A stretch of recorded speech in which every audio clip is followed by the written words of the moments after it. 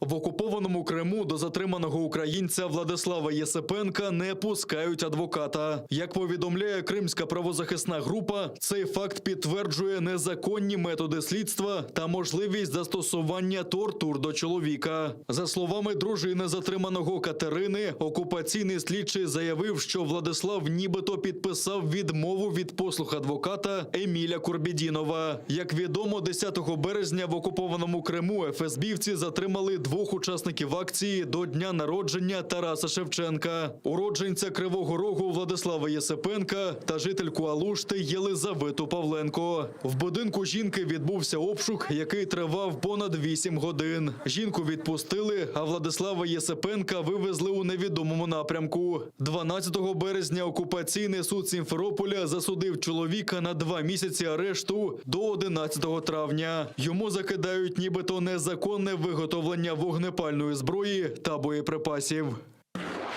Арешти в Криму відбуваються впродовж 7 років з того часу, як Росія окупувала півострів. Учасники Кримсько-татарського національного руху Ленінського, Білогірського районів та селища Октябрське Красногвардійського району висловили підтримку незаконно засудженим кримським татарам. Кажуть, народ зазнає утисків з 2014 року. Спочатку заборонили меджліс, а його членів звинуватили в екстремізмі. Потім почали затримувати ні в чому не винних чоловіків, навішуючи на них ярлики терористів. А зараз жінок, які займаються доброчинністю, звинувачують у буцімто фінансуванні тероризму. Учасники національного руху наголосили, подібні ярлики вже навішували на кримських татар у 1944 році. Народ не змирився з цим як тоді, так і сьогодні. Biz bilemiz, 44 senesinde öyle lagaplar bizim halkımıza endi takılgan edi. Biz bu lagaplarını kabul etmedik 44 senesinin.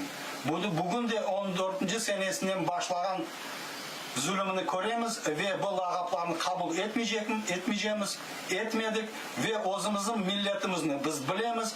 O ballar bizim halkımız, o ballar bizlerden, biz ise onlardan. Сегодня мы собрались, чтобы выразить свое мнение относительно арестов, продолжающихся в Крыму. Они продолжаются на протяжении 7 лет, с тех пор, как пришла сюда Россия. Проблема вообще не в преступниках, потому что в Украине никто из нас не сажал, никто мусульман даже не трогал. А проблема в законах. В законах существуют такие слова, оказывается, за произнесение которых можно сесть на 20 лет в тюрьму. Это, конечно, нас очень сильно удивляет, и мы не можем понять, зачем.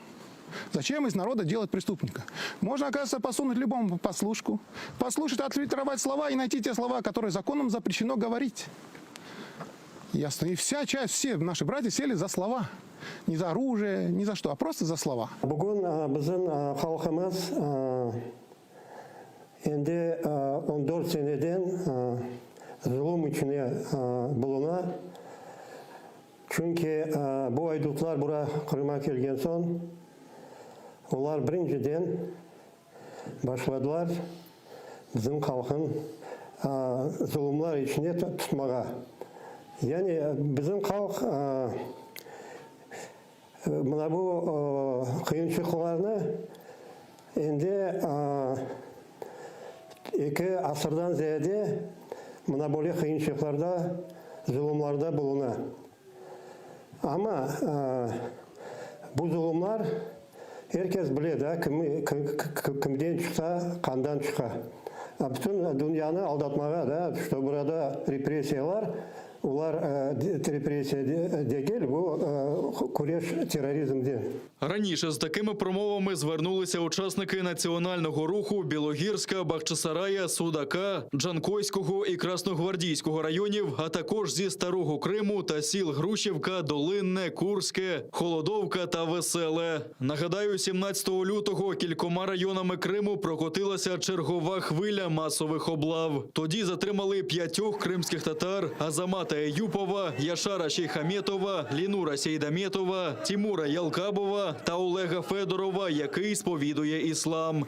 Їм закидають організацію та участь у буцімто терористичній діяльності.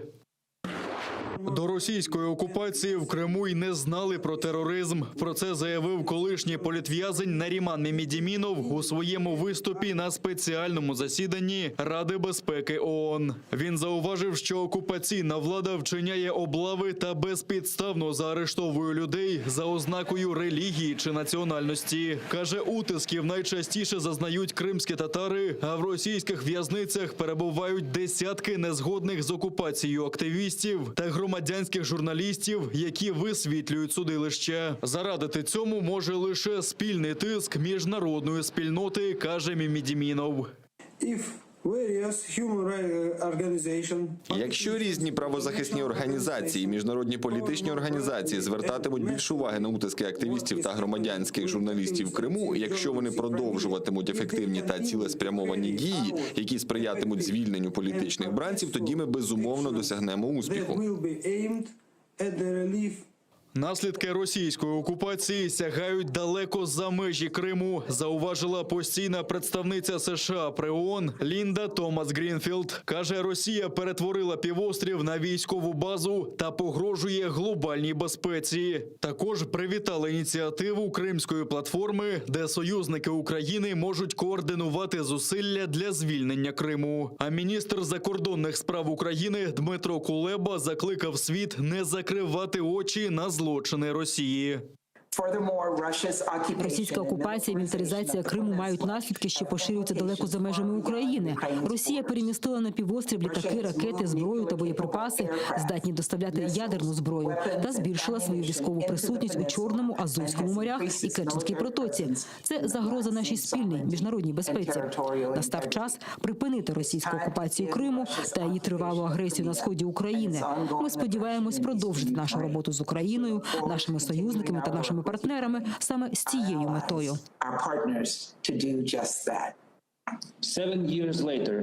За 7 років російська військова присутність на півострові зросла більш ніж удвічі. Росія змінює демографічну структуру та порушує міжнародне гуманітарне право.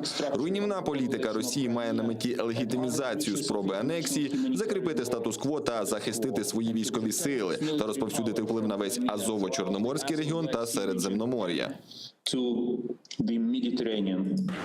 Раділи окупації, тепер мають клопіт. Власники квартир в багатоповерхівці в селищі Паркове біля Ялти обурені. Окупаційна влада змушує знести апартаменти ще й коштом власників квартир. Про це розпорядився окупаційний міський суд Ялти. 15-поверховий будинок там назвали самовільною забудовою. Власники ж вважають, що земля на південному узбережжі Криму зацікавила російських можновладців. А на місці вже придбаних осель зведуть чергову віллу за високим парканом. Будинок відрізали від комунікацій, туди стягнули вантажівки та робітників невідомої організації для демонтажу. Власники ж апартаментів на швидку руч виносять меблі і власні речі.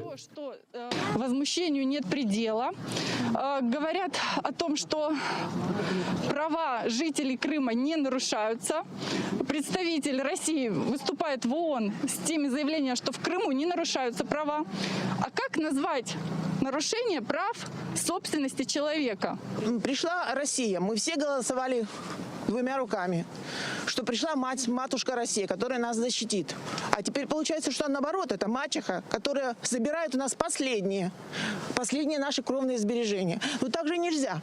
Посмотрите весь Южный берег. Мало Кавказа для «Газпрома», для Сбербанка, которого здесь нету. Но зато им нужны здесь виллы. Український військовий поранений поблизу Південного на Донеччині. Там окупанти гатили з мінометів 82-го калібру, гранатометів та великокаліберних кулеметів. Боєць об'єднаних сил дістав вогнепальне поранення. Захиснику надано першу допомогу та евакуйовано до шпиталю. У штабі повідомляють, що він в задовільному стані. Також ворог відкривав вогонь з гранатометів біля Катеринівки, Троїцького, Пісків, Опитного, Гнутового та Авдіївки. На всі 13 ворожих обстрілів українські захисники відповідали вогнем. Окупанти продовжують здійснювати провокаційні обстріли із застосуванням забороненого мінськими домовленостями озброєння. При цьому противник збільшив кількість прицільних обстрілів позицій наших військових. Для припинення провокацій українською стороною СКК через СММ ОБСЄ оперативно вводиться режим тиші.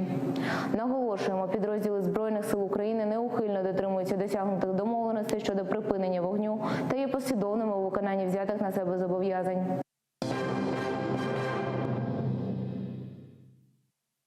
Thank you.